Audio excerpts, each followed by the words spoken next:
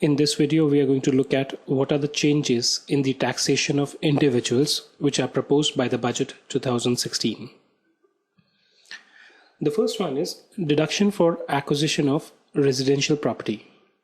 Now, in case there is an individual who's taken a loan, okay, and such loan is sanctioned by a financial institution between 1/4/2016 and 31/3/2017, right? For acquisition of a property, the value of which is less than rupees 50 lakh, right? So the value of the property should be less than 50 lakh, and the loan amount that you take from this financial institution should not exceed 35 lakh.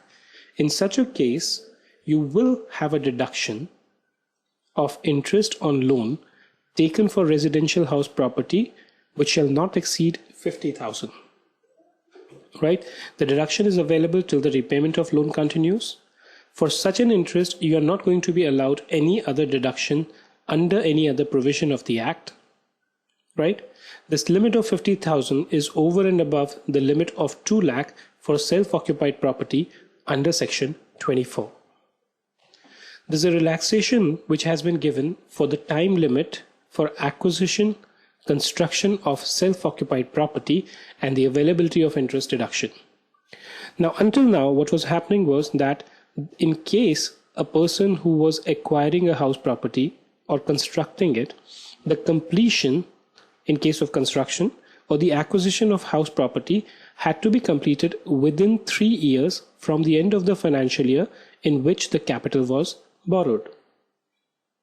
In many cases, it was felt that because of the fact that the person who was supposed to construct the property did not do so, the possession was not given to the acquirer.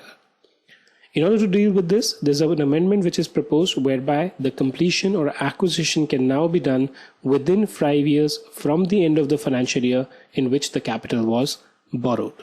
There are certain other tax benefits which are proposed for individuals, where there are small taxpayers having income up to rupees 5 lakh. There's a relief which is given to them under Section 87A. This relief was earlier 2,000 rupees. It has now been increased from 2,000 to 5,000. Again, the relief under Section 80GG in respect of deduction for rent, where a person does not get an HRA, was earlier rupees 2,000 per month.